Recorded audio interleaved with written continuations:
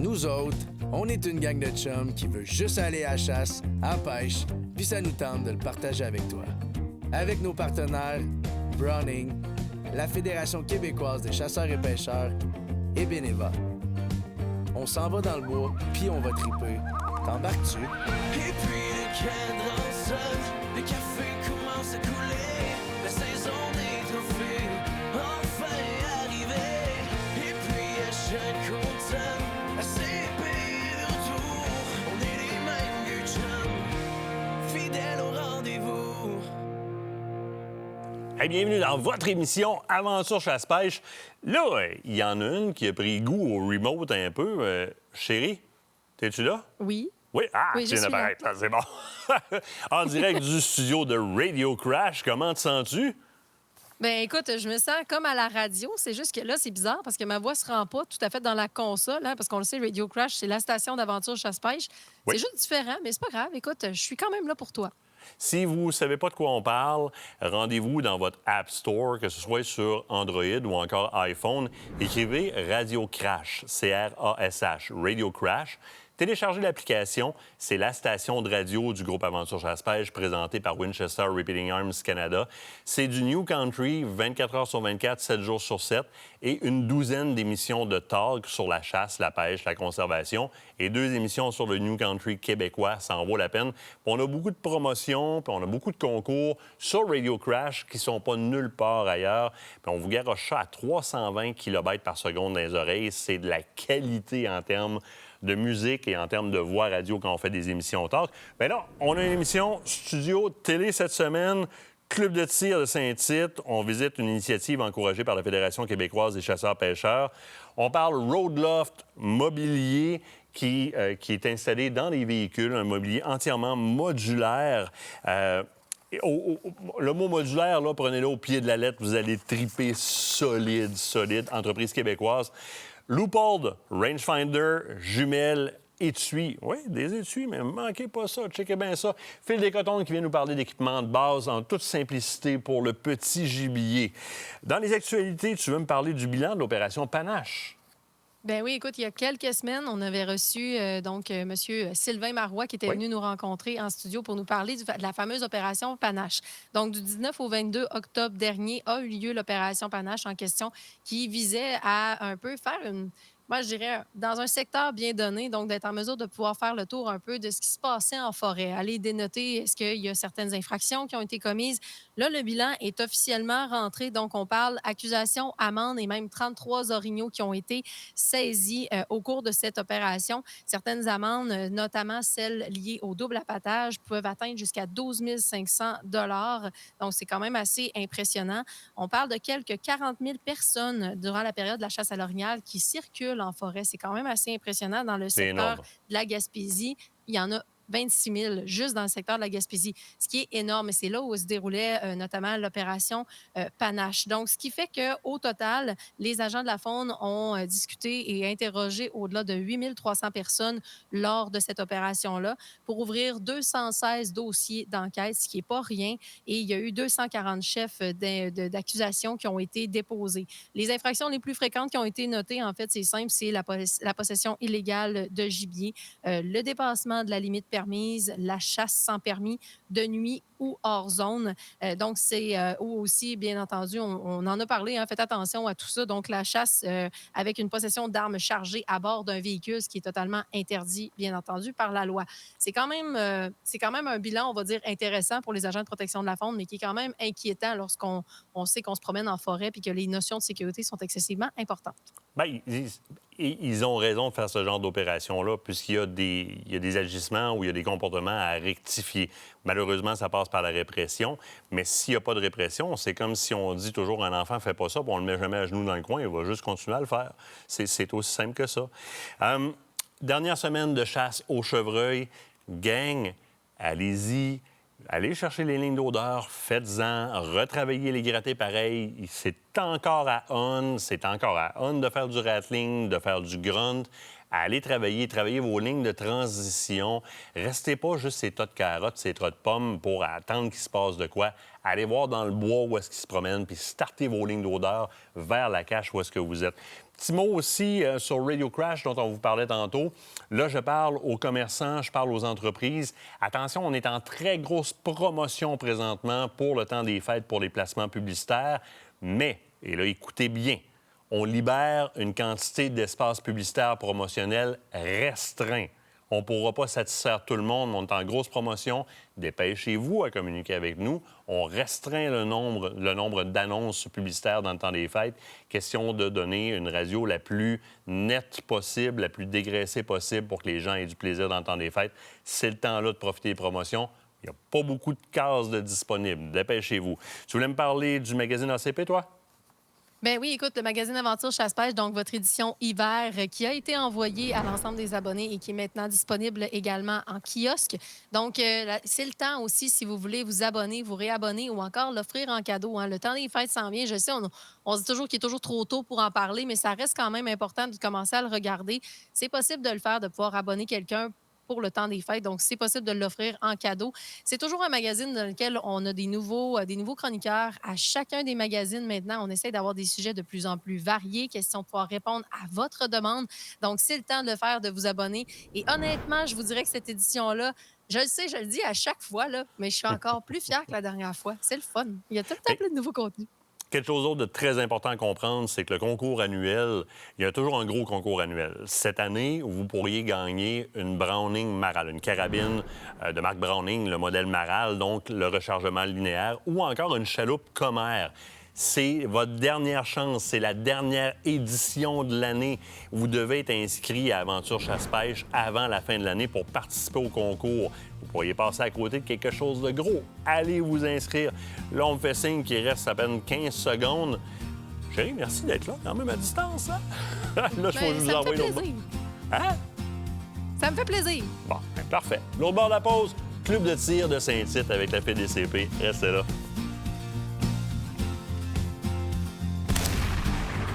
Cette partie d'émission vous a été présentée par Browning. Fidèle au rendez-vous.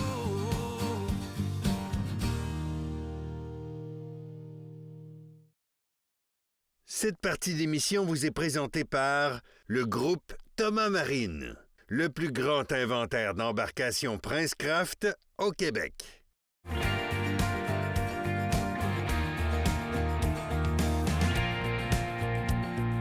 Bienvenue au Club de tir de Saint-Tite. Le club a été fondé en 1970 à la demande des chasseurs et des tireurs sportifs qui désiraient avoir un endroit pour s'entraîner pour la chasse et pour le tir. On compte présentement plus de 800 membres, dont 60 et plus tirent avec des armes à autorisation restreinte. Donc, on se rend compte que le tir par l'arme de poing, c'est ça qui fait vivre le club. Et donc, c'est essentiel à la survie du club pour la pérennité. C'est notre moteur. Tout à fait. Économique. Eh oui. Au niveau du club, on essaie d'être le plus innovateur possible. On a développé plusieurs choses. Entre autres, au Québec, on était un des premiers à développer un système d'enregistrement informatique pour tous les tireurs aux armes de poing. Fait qu'on n'a plus de registre papier. On envoie directement l'information à la Sûreté du Québec sur clé USB. On a modernisé. On est en train d'installer un pas de tir à 25 mètres sur des cibles métalliques. On a aussi un pas de tir à l'arc arbalète qu'on est en train de faire. Et aussi, une des belles bâtisses qu'on a fait dans les deux dernières années, c'est le pas de tir à la carabine aux 100 mètres. On a toutes fait des belles tables en béton pour la stabilité, des portes coulissantes, puis on a des pas de tir à 25 mètres, 50 mètres et 100 mètres. Fait que tout ça dans le but de respecter, en fin de compte, la sécurité. On va voir dans un deuxième temps les installations de sécurité qu'on a pu mettre en place au pas de tir au pistolet qui sont très régis par le fédéral et le provincial, et aussi à la carabine où on a des installations pour que les tireurs, lorsqu'ils vont aux cibles, soient bien informés qu'il y a une présence en avant du pas de tir.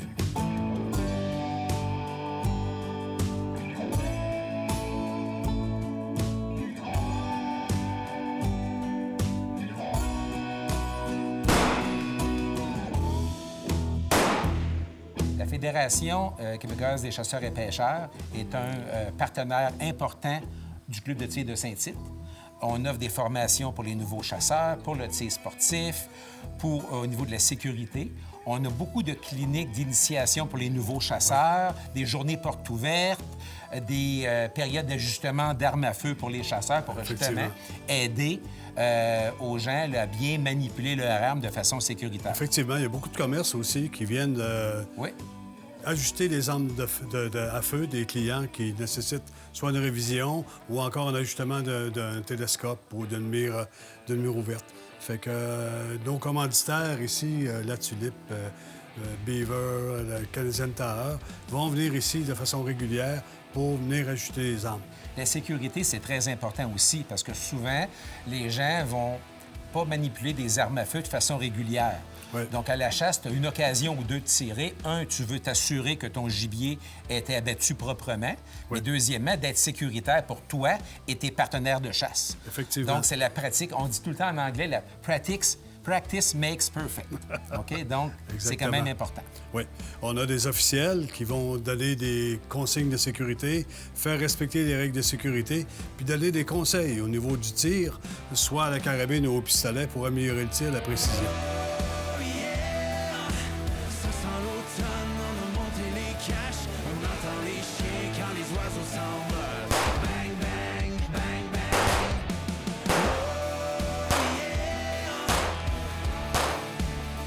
Malheureusement, les lois actuelles, de plus en plus contraignantes qu'on a, surtout au Québec, menacent la survie de clubs comme à Saint-Tite. Oui, effectivement. L'interdiction de vendre ou d'acheter des armes de poing, j'ai dit tantôt que c'est le moteur économique, hein, le tir sportif au niveau là, des armes de poing principalement. S'il y a une diminution au niveau du nombre de tireurs qui ne peuvent plus s'acquérir des armes à feu, c'est sûr que ça va affecter à long terme la survie du club, malheureusement. Effectivement. La pérennité du club est en jeu à ce moment-là, parce que la population vieillit, il n'y a plus d'achat d'armes qui se fait. Fait qu'à ce moment-là, ben les fonds pour moderniser, entretenir les équipements, ne seront plus là. Fait qu'à ce moment-là, le club, il va disparaître éventuellement. C'est ça. Fait qu'on va retourner peut-être à une période où ce qu'on a connu quand on était jeune, où ce que les gens vont aller pratiquer, tirer de façon plus ou moins sécuritaire dans les carrières ou les pits de sable ou dans d'autres endroits en forêt. Ouais, sans encadrement. Sans encadrement, effectivement. C'est ça. Le club, quand même, essaie de développer son offre. On a parlé tantôt d'un pas de tir à l'arc et à l'arbalète qu'on est après développer pour justement attirer un autre type de clientèle, des gens qui chassent pas nécessairement avec une arme à feu, mais plus avec un arc ou une arbalète, pour qu'ils viennent encore une fois retrouvent une infrastructure adaptée à leurs besoins. Sécuritaire. On organise beaucoup de compétitions de tout genre. On va augmenter notre nombre de cliniques, notre type de clinique d'initiation ou de formation pour justement répondre au plus grand nombre de besoins possibles. Ici, on est 20 mètres, 30 mètres, 40 mètres, 50 mètres, éventuellement 60 possiblement pour l'arbalète. Ouais. Tout ça dans le but d'ajuster des arbalètes, de s'habituer au tir, puis d'avoir un tir précis puis efficace. Ah oui. Le club, c'est un endroit où il y a beaucoup d'activités sociales. Tu sais, le tir, on vient pour ça, mais la camaraderie, de se retrouver entre nous, on organise là, des soupers, des événements pour justement là, créer une dynamique là, comme tout bon club là, au sens large pourrait avoir. Effectivement, une des activités qui est très génératrice et de connaissances, c'est nos portes ouvertes. Ben oui. Fait qu'on a carabine et pistolet, fait que les gens sous supervision d'un professionnel, d'un officiel, à ce moment-là, sont capables de s'initier au tir soit au pistolet ou à la carabine. Puis à ce moment-là, ben on donne les conseils de base, comment se positionner, comment tenir leur arme, comment s'ajuster pour tirer, faire un tir de précision. Exactement. C'est très apprécié, ça, d'ailleurs. Ah, tout à fait. Pour le club de tir de Saint-Tite, la Fédération québécoise des chasseurs et pêcheurs est un incontournable. On est membre de la Fédération. C'est grâce à la Fédération qu'on peut offrir les cours de formation nécessaires à l'obtention soit du certificat du chasseur ou du permis d'acquisition-possession d'armes à feu. Exact. Via la Fédération, on a également un paquet d'activités qui sont organisées en coopération avec eux. Donc, pour nous, c'est un partenaire qui est incontournable et essentiel au succès et à la pérennité du club. Oui, effectivement, la fédération est très importante pour le club de tir de Saint-Tite Parce que tous les cours, à ce moment-là, il y a un montant qui est attribué au club de tir, qui est redonné au club de tir.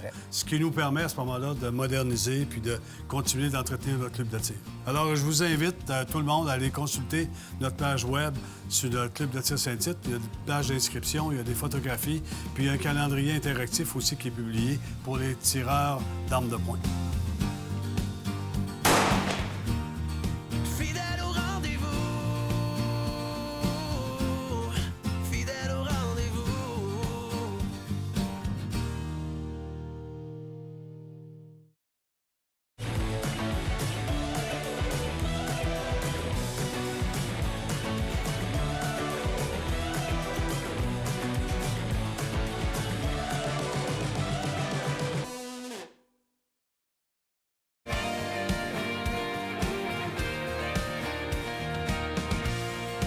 Si je vous dis Leupold, évidemment, vous connaissez Leupold Optique par les lunettes de visée qu'on utilise sur nos armes à feu. Leupold s'est bâti une réputation irréprochable dans le marché par des lunettes qui sont durables, qui sont de très grande qualité, avec des verres qui comportent beaucoup de technologies qui nous permettent d'être excessivement efficaces à la chasse et de souvent gagner, vous savez, ces minutes de clarté-là le matin et le soir, puisque les verres sont d'une qualité supérieure.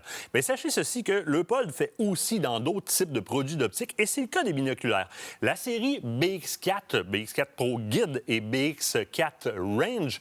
C'est ce que je vous présente ce soir. Très, très, très important de s'arrêter là-dessus parce que c'est deux cousins qui ont grosso modo les mêmes paramètres au niveau des avantages technologiques que sur les lentilles. Mais dans un cas ici, c'est une version allégée. C'est un genre de Jack of all trades. Et dans l'autre cas, c'est la version qui comporte toutes les technologies au niveau de la télémétrie. Et évidemment, les poids vont être grandement différents.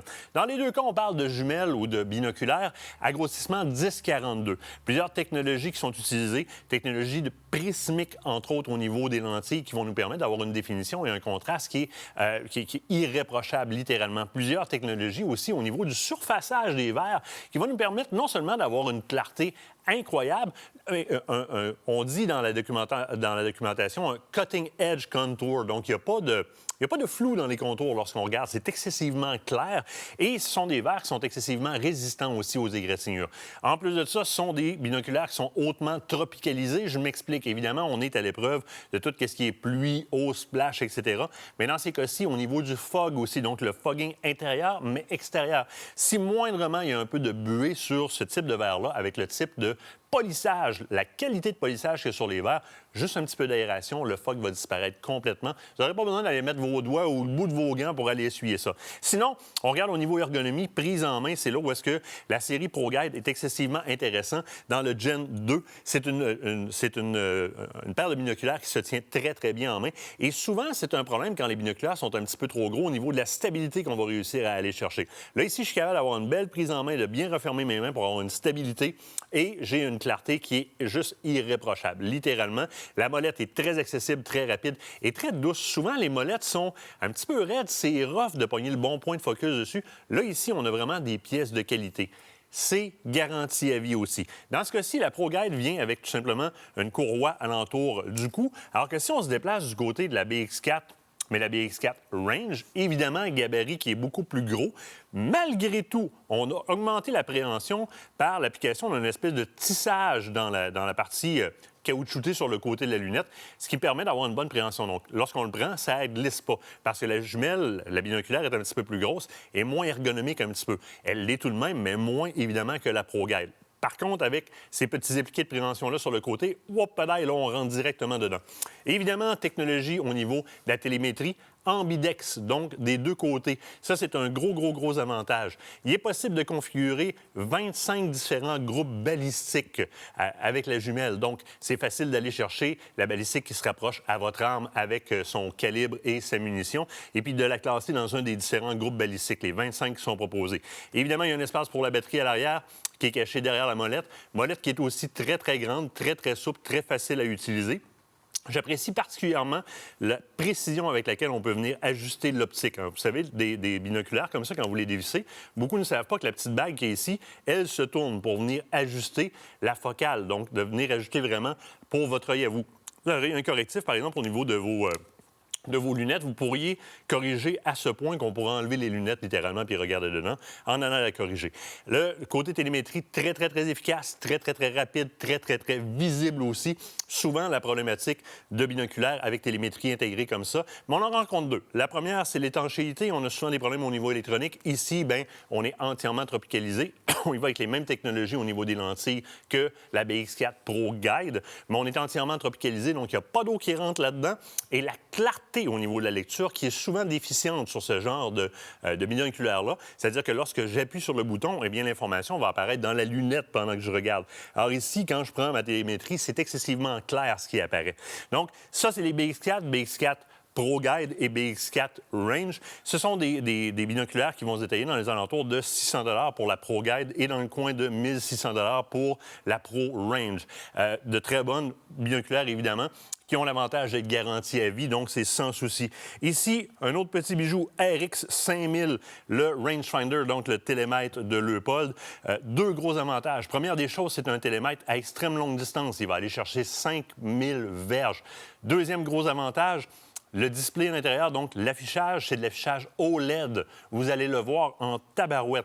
Troisième gros avantage, on peut le joindre avec l'application de Leupold, donc ça nous permet d'envoyer directement l'information sur des waypoints. Par un simple clic, on va créer un point sur la carte de différentes applications comme OnStand et etc., qui vont nous permettre, d'à partir du télémètre, de marquer les points. Très, très, très intéressant. Évidemment, vision à très longue portée. Encore là, produit garanti à vie. Donc, c'est un beau combo, par exemple, la Pro Guide ici avec le RX 5000, si vous ne voulez pas aller vers les lunettes de plus grand gabarit comme ça. Leupold nous gâte aussi cette année avec l'apparition de différents étuis pour transporter nos armes. Et on se dit, ouais, Leupold, des étuis pour transporter les armes. Attendez, regardez, ils ont bien fait leur job. Énormément de rangement très, très bien conçu. Et on a pensé, au bout du jour, si vous remarquez, il y a une patch Velcro ici pour pouvoir mettre vos moral patch ou pouvoir venir identifier votre étui. Et évidemment, à l'intérieur, très rapidement, on s'aperçoit que c'est un étui qui est semi-rigide. Donc, c'est pas un étui qui est entièrement rigide, mais qui a une coque qui est quand même très intéressante. À l'intérieur, la petite merveille se trouve là, entièrement modulable. Donc, on n'a qu'à déplacer les parties Velcro pour venir placer l'arme comme on la veut. Donc, on peut vraiment déplacer les sangles. On pourrait mettre, par exemple, notre arme dans le haut et notre canne de tir dans le bas très, très, très facilement, en allant coincer le bout du canon dans les insertions qui sont prévues pour ça. Alors, l'arme va être en sécurité. Ce n'est pas un case rigide pour du transport aérien. C'est un case semi-rigide, mais qui va vous donner beaucoup plus de sécurité pour votre arme que les cases complètement souples. Ils ont répété la même chose au niveau, et ici, au niveau de l'archerie.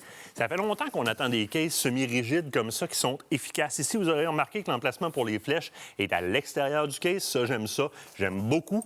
Et à l'intérieur, on retrouve les mêmes technologies que dans l'étui à arme à feu, c'est-à-dire que l'intérieur est entièrement pas compartimentable, mais configurable. On va vraiment pouvoir venir mettre les sangles aux bons endroits pour venir déposer l'arc et qu'il soit apposé de manière sécuritaire. Il y a une deuxième pochette à l'intérieur pour venir placer des accessoires.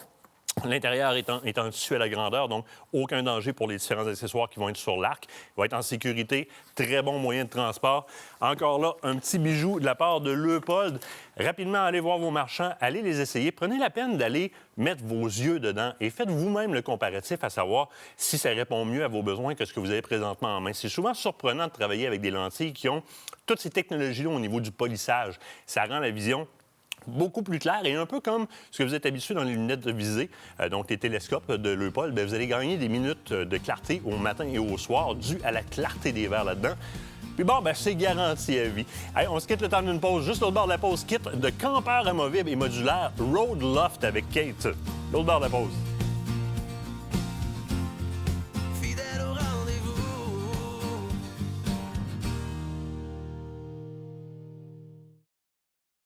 Cette partie d'émission vous est présentée par le groupe Thomas Marine, le plus grand inventaire d'embarcations Princecraft au Québec.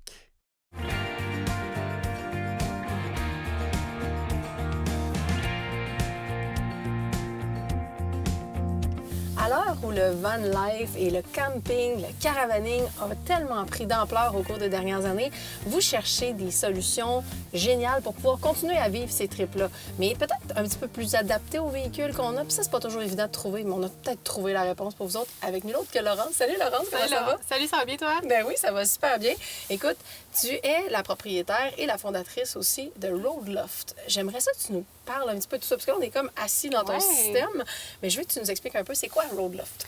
Roadloft, on fait des systèmes modulaires qui permettent de transformer n'importe quel véhicule, VUS, hatchback, minivan, pick-up en campeur. Nous, on est vraiment dans le principe que c'est une modification qui est non permanente. Donc, c'est un système de kit de conversion qui s'installe en 5 minutes, qui va se retirer donc facilement du véhicule pour garder sa fonction première du véhicule. Puis, bien, ça permet de finalement s'évader à 1 ou 2 % du coût d'un VR avec son véhicule de tous les jours. Mais ça, c'est génial parce que là, tu parles de système modulaire, donc on est en mesure de vraiment agencer notre derrière de véhicule comme on le veut, puis même de dormir à l'intérieur. Nous, on est venu avec vraiment chaque véhicule, on est venu avec un aménagement qui est optimal pour finalement utiliser l'espace à son plein potentiel. Donc, on propose un aménagement, mais cet aménagement-là va avoir plusieurs fonctions. Donc, on va retrouver, comme là, en ce moment, on est assis à la banquette avec nos tables. Oui. Mais ça, ici, ça va se transformer en lit. On va toujours avoir aussi une cuisine qui est vraiment optimale parce que nous, notre but, c'est d'amener les gens en nature. On le sait, quand on est en nature, on va être capable d'être autonome, fait que de pouvoir se cuisiner pleinement. Oui, autant dans un véhicule minivan que pick-up, même VUS, là, on va retrouver ces éléments-là. Puis généralement, les systèmes sont conçus pour pouvoir, mettons, on parle de dormir, donc pour vraiment, tu sais, passer la nuit. Combien de personnes? C'est toujours un lit qui est double, donc on a un 48 pouces généralement, là, dépendamment de certains véhicules. C'est sûr qu'on va avoir les pick-up mid-size qui va être un petit peu plus étroit. Oui. Mais sinon, même notre VUS ou minivan, c'est un lit de 48 pouces, donc un lit double. Mais, tu sais, je veux dire, personnellement, moi, je voyage avec mon petit bébé, puis mon garçon de 2 ans, puis on est à 3 dans le véhicule, ça se fait très bien.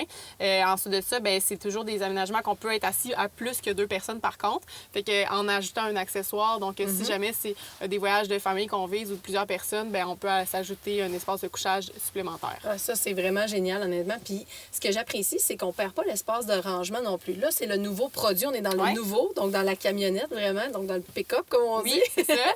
Mais là, on perd pas d'espace de rangement parce que c'est souvent ça le problème hein, dans ces systèmes-là. Il y en a d'autres qui existent sur le marché, mais ça n'a rien à voir avec ce que vous avez bâti. On est capable de continuer à garder l'espace de rangement, à la limite de le sortir lorsqu'on se rend sur notre lieu pour pouvoir dormir ou pouvoir faire notre cuisine, justement, donc nos repas. Mais là, moi, je vais parler d'autre chose, les matériaux. Là, on parle de bois. C'est-tu assez durable? Oui, c'est ça. Ça peut être une question parce qu'on se dit on veut aller faire du plein air, on veut aller en nature, on veut aller dans le bois. C'est important. Bien oui, là, nous, on a vraiment développé une chaîne de finition, de fabrication. Donc, on est une manufacture, on est basé à Québec. On fait toute la chaîne de finition du bois. Donc, on vient... Premièrement, on travaille avec un bois qui est de qualité marine, qui est un bois de peuplier, qui est 30 % plus léger que n'importe quel contreplaqué. Fait au niveau de la consommation d'essence, c'est intéressant parce que nos kits sont hyper légers. Là. C'est environ 56 kilos, là, moins de 120 livres par... c'est même pas le poids d'une personne qu'on rajoute. Puis après ça, c'est un bois qui est adapté donc déjà de qualité marine, mais qu'on vient protéger avec un vernis qui est non toxique, mais qui a une protection extérieure aussi qui est adaptée. Nous, on a une chaîne de finition dans notre usine. On a une chaîne de sablage, vernissage, finition. Puis, tu sais, on utilise la technologie comme on a une machine de vernissage, elle va scanner les pièces pour être sûr que toute l'entièreté de, oui, les surfaces, mais aussi les tranches de coupe et tout, que tout soit protégé par plusieurs couches de vernis pour s'assurer au final que ça soit résistant. Ensuite de ça, aussi, dans notre assemblage, nous, on s'est vraiment assuré de concevoir des produits qui allaient résister aux vibrations de la route. Ah, et ça, c'est un autre enjeu, hein, parce que je veux dire, les routes forestières sont peut-être pas toujours évidentes, disons, là, au niveau du transport. Puis ce qu'on retrouve dans les campeurs, souvent, il y a beaucoup de quincailleries. Puis au final, nous, nos designers industriels le disent, avec le temps, c'est la quincaillerie qui brise. C'est vrai. Fait qu'on a réduit le maximum la quincaillerie pour s'assurer que nos assemblages soient le plus simple d'utilisation, mais vraiment durable. T'sais, on a 2500 kits sur la route présentement là, à notre actif. Puis je revois beaucoup de nos clients des premières années. Leurs kits sont dans le même état que le premier jour. Fait que c'est vraiment durable. Fait qu'on a un aspect durabilité, donc ça perdure dans le temps. On est en mesure de le retirer en 5 minutes si on a besoin d'en faire un usage quelconque qui est différent que, justement, nos sorties. Mais on peut aussi traîner en tout temps dans nos différentes activités sur un terrain de camping, exemple, ou quoi que ce soit, puis que, je sais pas, on a un invité surprise qui se présente, on est en mesure de pouvoir l'héberger. Ben oui, c'est ça, c'est que ça fait partie en fait, notre campeur est toujours avec nous parce que c'est notre véhicule de tous les jours. Exact. Fait que ça permet d'être beaucoup plus spontané puis ouvert aux opportunités. Tu sais, dans peu importe la situation, ça peut être, comme tu l'as dit, un espace de couchage supplémentaire. Carrément. Mais en même temps, ben ça nous permet de transformer aussi notre quotidien. Tu sais, après le travail, si on a le goût d'aller faire un petit pique-nique sur le bord du fleuve ou tu sais, d'une petite sortie où on va chez des amis puis on n'a pas le goût de faire la route pour revenir, on peut toujours, tu sais, on a toujours tout ce qu'on a besoin avec nous.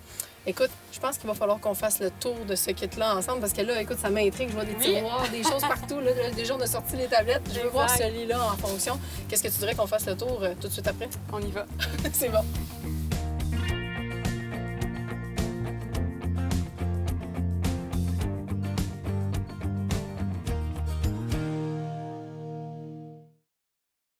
Cette partie d'émission vous est présentée par la fromagerie Victoria. Authentique et familiale depuis 75 ans.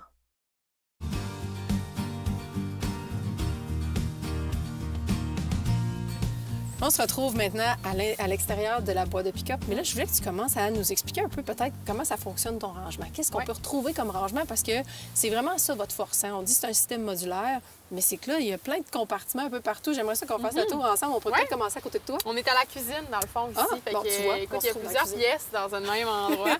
On a un premier tiroir ici qui peut vraiment être utilisé pour toutes choses, en sens, autant on peut stocker une base de nourriture, de garde-manger, qu'on peut mettre plus nos accessoires aussi d'activités pour avoir à portée de main en tout temps. Donc, c'est vraiment à notre guise. De ce côté-ci, ici, on a un tiroir qu'on appelle évier, si je peux dire, parce que on a caché. Elle a vraiment caché. On a caché un évier qui est amovible de ce côté-ci, qui va s'installer à 2 positions dans le kit. En fait, là, je l'ai ici. Je peux le mettre aussi de l'intérieur quand on veut se cuisiner ou tout faire de l'intérieur. Puis, on va avoir tout à portée de main, finalement.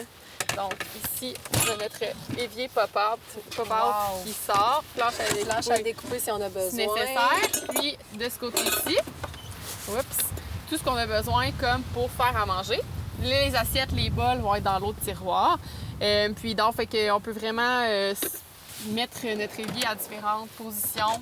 On va sortir notre petite cruchon d'eau aussi là-bas pour le mettre pour l'utilisation. Puis, ben tout est tout le temps utilisable aussi de l'intérieur avec nos panneaux.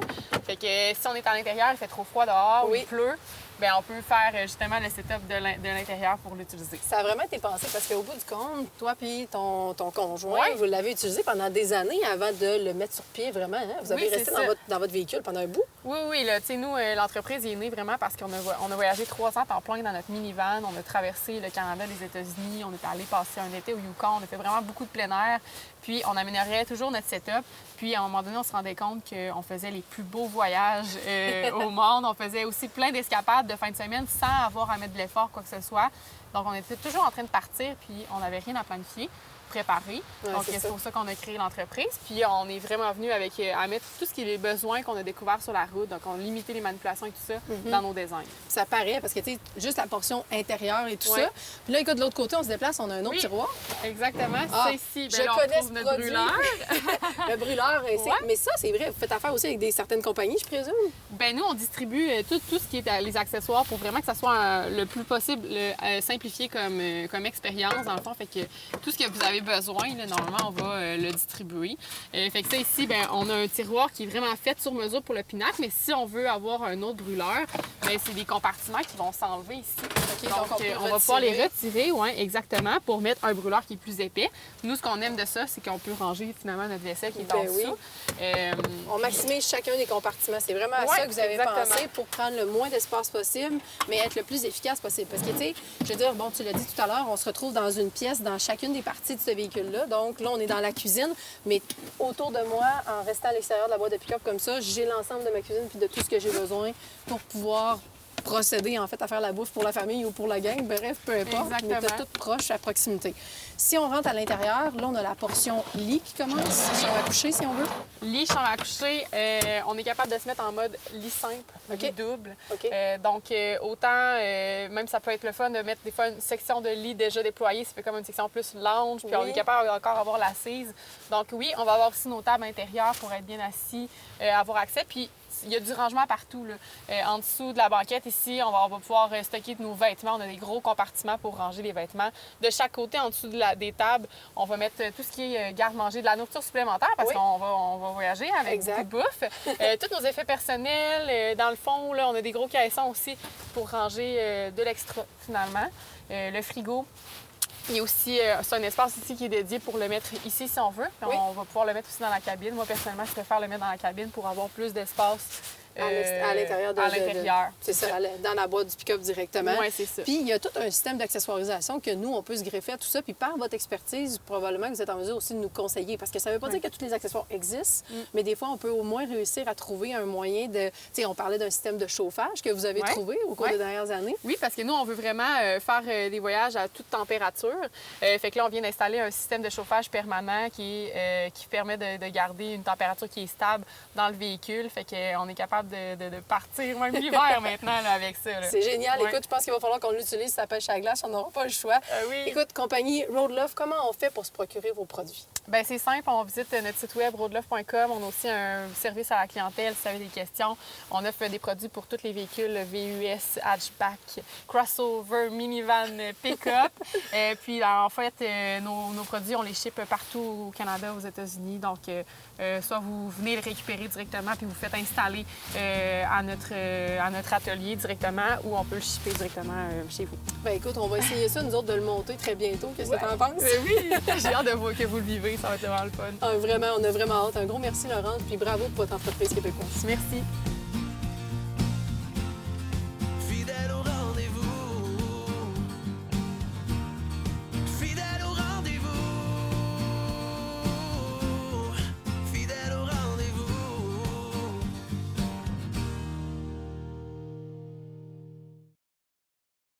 Écotone est fier de vous présenter cette partie d'émission.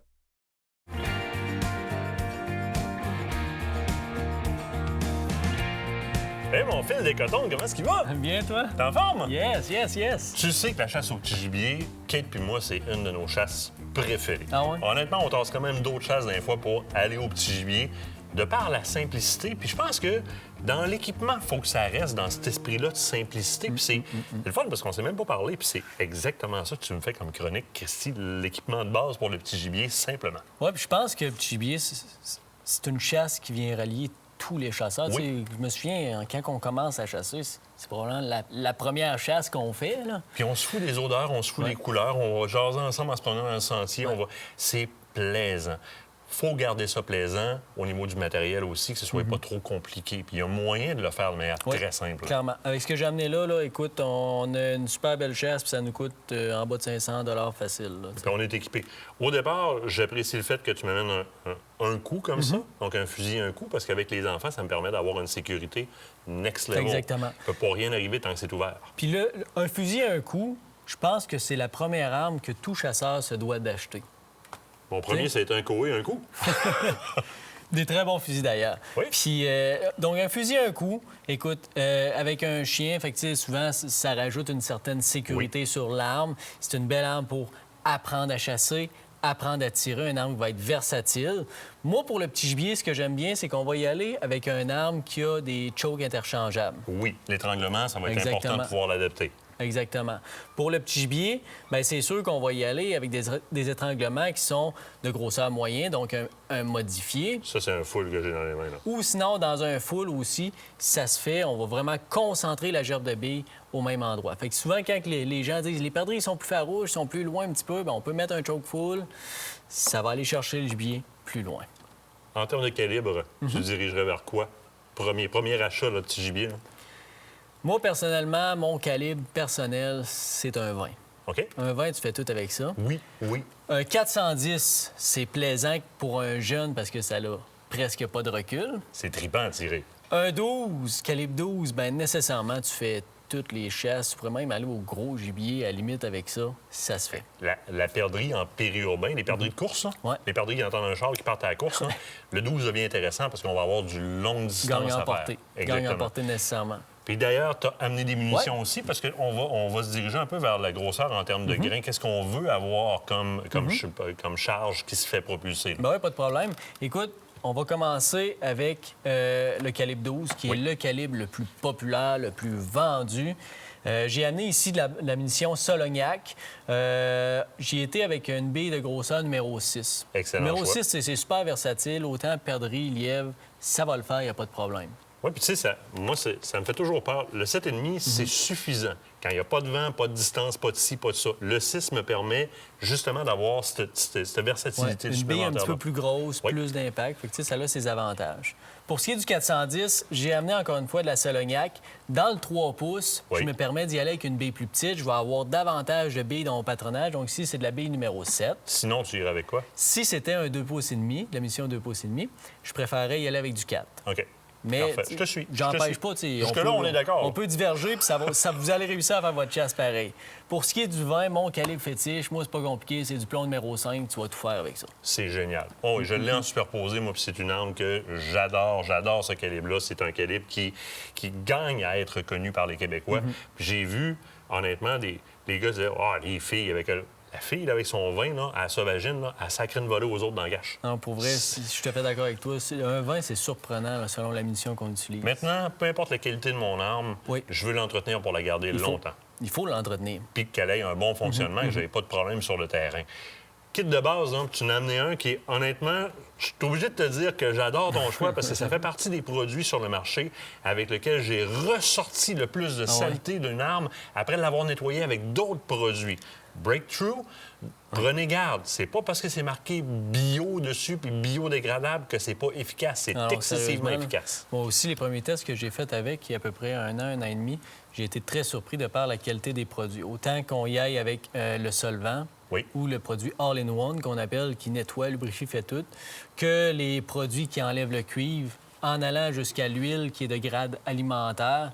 Puis tu as une huile qui ne gèle pas en passant, c'est vraiment des super bons produits pour nettoyer. Ça vaut vraiment, vraiment la peine. Tu parlais tantôt, puis là, je vois un produit que tu as amené ici qui est super important parce que tu parlais d'étranglement. Oui.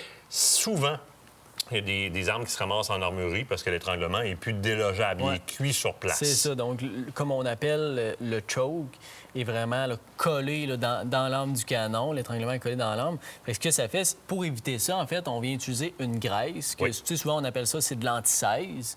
Ça permet justement d'éviter que l'étranglement colle dans les filets dans le canon. Ça ressemble un peu à une graisse diélectrique, là, comme une graisse grise un petit peu. Là, c'est le breech plug grease. C'est bien important. Moi, ce que je conseille, c'est minimum d'en mettre au moins une fois par année, puis idéalement, à toutes les fois, tu le nettoies. Fait que si tu nettoies moi, je suis vraiment excessif, ça veut dire. Oui, c'est important. Je suis vraiment excessif parce que toutes les fois, je démange mon choke, je le nettoie, puis je regraisse comme il faut. T'es mieux de le faire plus souvent que pas assez, parce qu'à toutes les années, j'ai des clients à la boutique qui m'arrivent et me disent « Hey, mon choke est collé, peux-tu faire de quoi? » Ça arrive souvent. Une autre chose que j'adore que tu as amené, ça, là, le Boar Snake, là, tout le monde devrait avoir ça. Il mouille, t'en passes un petit coup. C'est vraiment polyvalent. Bien, c'est un outil de nettoyage que tu peux amener dans ton coffre de carabine à la chasse. Ça rentre dans un petit étui comme ça. À la fin de la journée, tu te fais simplement le passer dans ton canon. Puis écoute, tu viens d'enlever tous les résidus, la bouette, toutes les épines. Ça peut sauver vraiment. Je le fais à la carabine souvent, moi. Ça a été humide, j'ai passé dans les épinettes, etc. Je fais juste passer un coup. Ça m'empêche d'avoir le cleaning shot. Puis je dégraisse quand même mon canon. Sinon, le kit avant remisage, le gros kit de nettoyage. Un bon kit de nettoyage, ça, c'est vraiment important. Là. Écoute, pour faire un nettoyage complet de l'arme, c'est primordial. Puis souvent, on a des kits en boutique qui vont faire plusieurs calibres. Tu vas pouvoir faire vraiment tous les calibres. Tu vas rien que te rester 2-3 petits accessoires, des brosses à acheter. Fait que ça, c'est vraiment un must à avoir pour tout chasseur. Dans le doute, vos marchands Ecotone sont définitivement la place à arrêter pour comprendre comment, quoi acheter pour bien l'entretenir, comment bien partir ça. Vous le faites bien. Vous le faites bien. On fait notre possible, en tout cas. Phil, un gros merci. Nous autres, il faut s'en aller à la pause. Je te garde avec moi. L'autre bord de la pause, là, je lis sur ma pancarte parce que, petite mémoire, hein? L'autre bord de la pause, on parle d'armes du côté de Mossberg. Soyez là avec nous.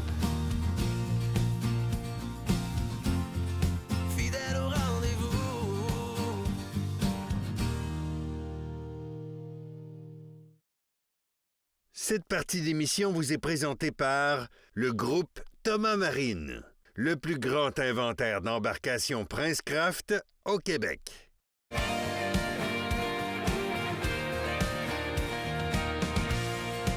Eh oui, je vous présente une Mossberg, mais une toute petite Mossberg aujourd'hui. Le temps des fêtes s'en vient, puis souvent, on nous demande comment bien initier les jeunes au tir à la cible dans un premier temps. Question d'en faire éventuellement des chasseurs. Eh bien, la petite 802 Plingstar de Mossberg, c'est une 22 LR, tout simplement, donc une 22 qui n'est pas Magnum, une 22 standard.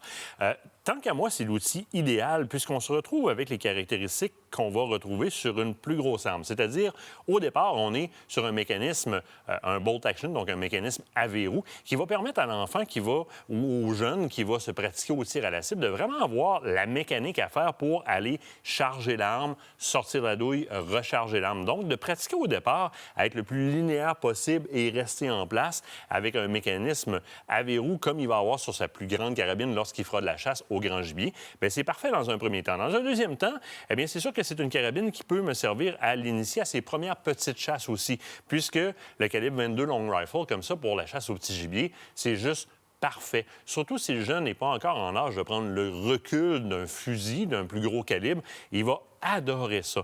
Maintenant, dans le cas de la 802 Plingstar, eh bien, elle est présentée au départ avec des mires sèches sur le dessus, mais des mires sèches qui sont très bien faites. On va chercher des mires sèches en fibre optique, donc une double à l'arrière et une simple à l'avant, qui va me permettre au départ d'éduquer le jeune à enligner ses mires ensemble. Donc, vraiment à avoir à mettre son arme au niveau. Et ça, c'est pas peu dire parce que sur une carabine, par exemple, on va avoir un seul réticule, un seul X, et j'ai pas de tangente de niveau avant-arrière. Ici, ça l'oblige à tenir la carabine déjà dans un niveau qui est quand même assez précis pour être capable d'enligner les deux premières fibres optiques à l'arrière avec celle de l'avant. Donc, c'est déjà de développer une bonne biomécanique de positionnement au niveau du tir. Ensuite de ça, bien, évidemment, il va devoir faire l'action, comme je vous disais tout à l'heure, l'action verrou. Le mécanisme de déclenchement au niveau du chargeur s'apparente énormément à ce qu'il va retrouver sur une carabine, une arme à feu qui va être plus grande. Le pontet, la détente, même chose, c'est très, très, très similaire. Ça en fait un outil d'apprentissage qui est comme juste parfait. En plus de ça, mais dans la grosseur qui est faite de cette carabine-là, la petite 802 Plingstar, c'est juste parfait pour... Vous voyez, c'est pas parfait pour moi. C'est parfait pour la longueur de bras d'un enfant. Il va avoir la clairance exacte qu'il a besoin, donc la longe, entre parenthèses, la longueur de bras, parfaite pour lui. Maintenant, si vous remarquez à l'avant, si je reviens sur les mires, les mires qui ont été apposées sur le dessus sont très bien pensées dans le sens qu'ils sont ajustables. Souvent, on va arriver avec des mires sèches qui sont fixes sur les carabines de ce type-là. Et là, si je la tourne un petit peu, vous allez vous rendre compte que rapidement, avec le petit cadran qui est sur le dessus ici, eh bien, je peux aller bouger avec mon gauche-droite et j'ai un ajustement au bas aussi sur la même, donc sur la cible. Alors, évidemment, c'est la mire arrière qu'on va ajuster. Alors, j'ai vraiment des clics. Là. Vraiment, quand je tourne, il y a vraiment des clics gauche-droite, donc un petit peu comme des clics de tourelle au niveau des lunettes de visée.